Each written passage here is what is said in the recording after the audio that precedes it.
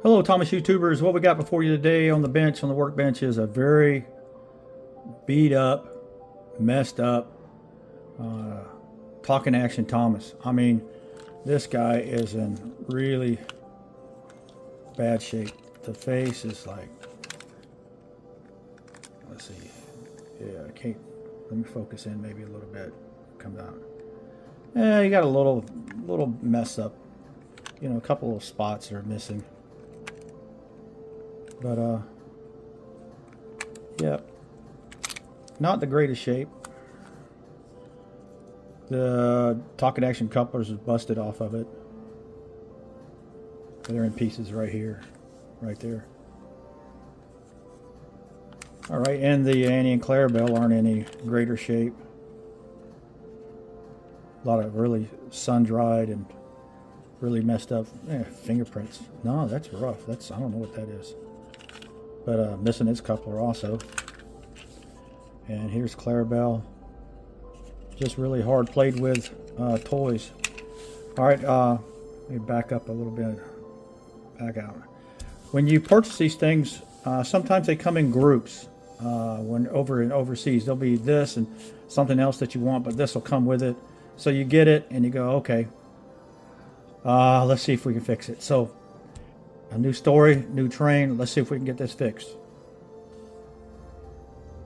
Okay, so where we're going to start on this is we got to fix the batteries. If you don't get this part fixed, you'll never, well, you can circumvent the system and put power in some other way, but this is where the power has to come from to run this. So this is what we're going to work on first. We're going to move these items out of the way, and so let's get started.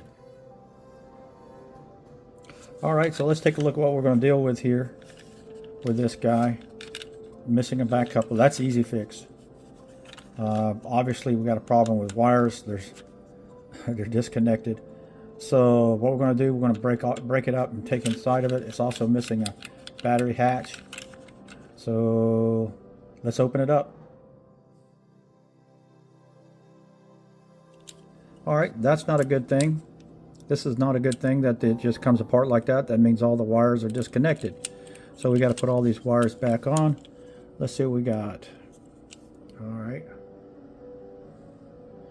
Looks like we still got a good resistor. That's good. The wires don't look too bad. They're all this dust and dirt's in here, and all these are all connected, but we're going to have to take care of that. And the two wires are broken off right here. Let's take a look at the top portion. It's missing it's missing the fuse that runs across there, and no wires are attached right here. So we got a little bit of work ahead of us.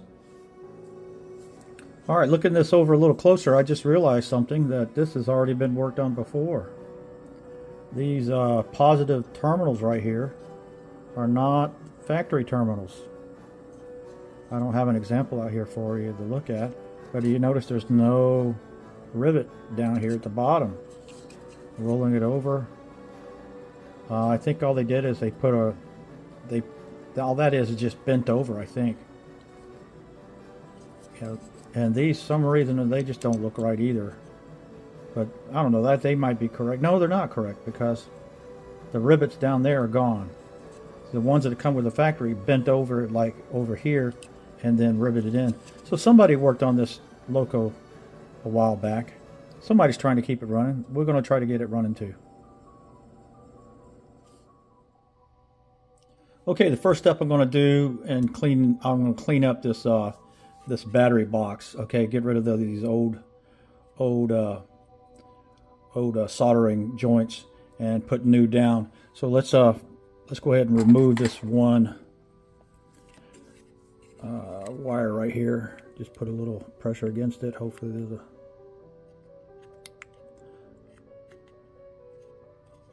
okay, got that off. I'll hang on to this wire. Never know, I might need it again. Okay. All right, the next step is we're going to try to remove all these old soldering blobs in. I don't know if the whole thing will fall apart if I try, but I'm going to go in with some what's called wicking braid right here, which is just twisted copper wire. All right, and I'm going to stick the copper wire on top of the blobs with the heating iron on top of that, and the blob will transfer into the wicking. Okay, let's go ahead and give that a try. I got to put a little bit of the flux on it, help transfer the heat over. We'll try this first one right here.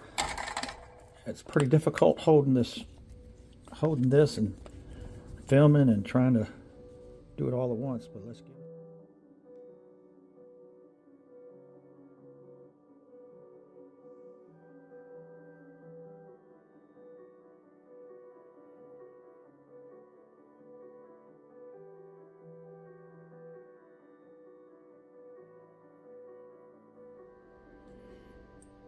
Alright, I like to use original parts as much as possible, and I have one of the original fuses here, but as you can tell, it is not long enough. It doesn't reach all the way across. So I'm gonna modify this, but I'm gonna use this fuse, but I'm gonna modify it to make it work. Alright, I'm gonna add a lead on it, make it longer.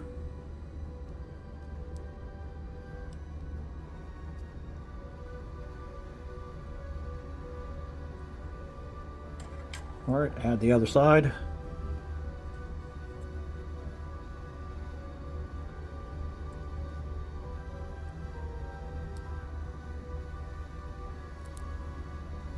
Let it cool down. Okay, next I'm going to test its connectivity, make sure it's still connected. I got my multimeter out and I got the two leads here. If they touch together and you hear the ring, that means it's a complete circuit. There's no break. Notice if they're not touching, no sound. As soon as I touch them, they sound. So I'm going to put it right there on this end, hold it down right there, hold it down on this end, and I still got a complete circuit. Okay, what I'm going to do now is try to attempt making my own solder patch, new solder patch, so we can get in there. Let's try to get in closer.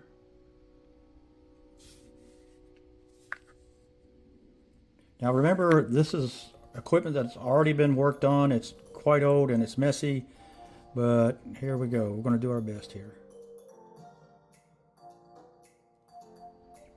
All right, now the time to put in the fuse. I'm going to put it down close to where I want it, right about there. Yep, and now hopefully this tape will help me keep it in place while I freeze up my hands to do other things. Let's see if it's pretty close to where I need to be. If the two lines are hovering over the solder place, that's right where I want to be. All right, so let's try to solder them down. We'll start at the far end here. Maybe I need to come around with this hand.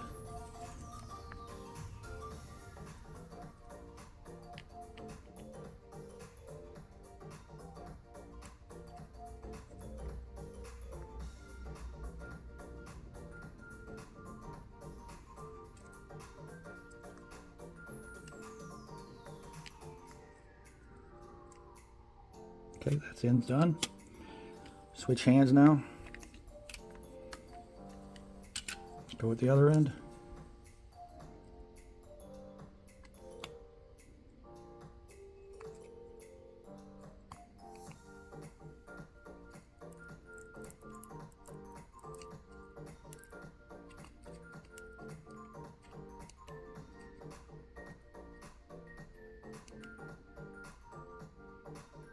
Okay, let's see if we got connectivity.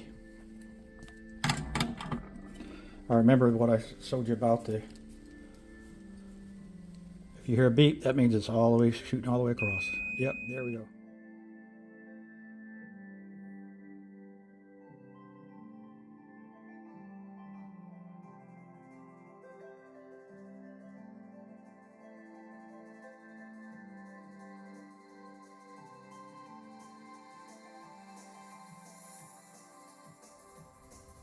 All right, the next step we got to take, we got to remove the black wire and the red wire. These are the two wires that run power up into the loco where the motor's at. So I have to disconnect it from right here, the center post on the switch, and the red wire right there, and I'll have to disconnect it from the that solder joint right there. So let's get at it. Okay, we're going to take that red wire off right there.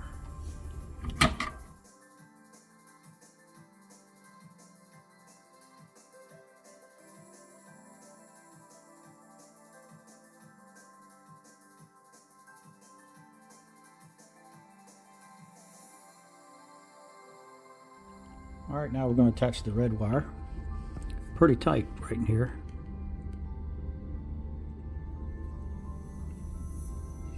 That one's done.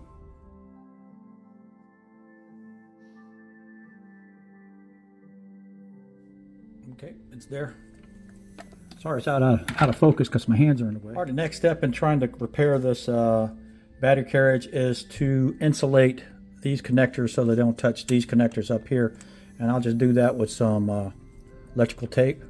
So let's just go ahead and put that in there like that. Let's see if I can get it.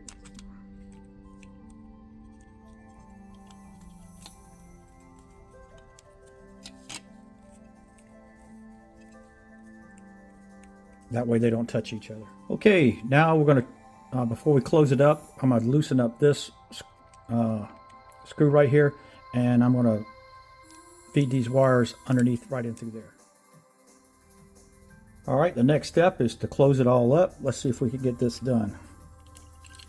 And keep all the wires, oh, you need to twist it. There, up, oh, yep, that's right. Twist it right like that.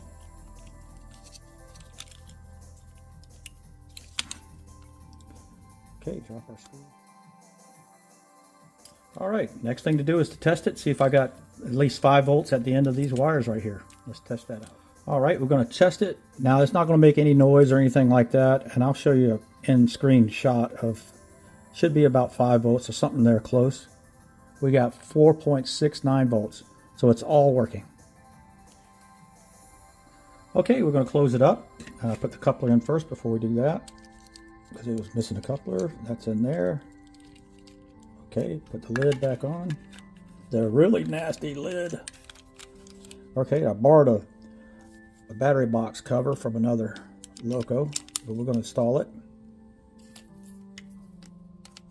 There we go. Turn it off, switch on off, and there we have it. This has been completely repaired. Now moving on to the loco.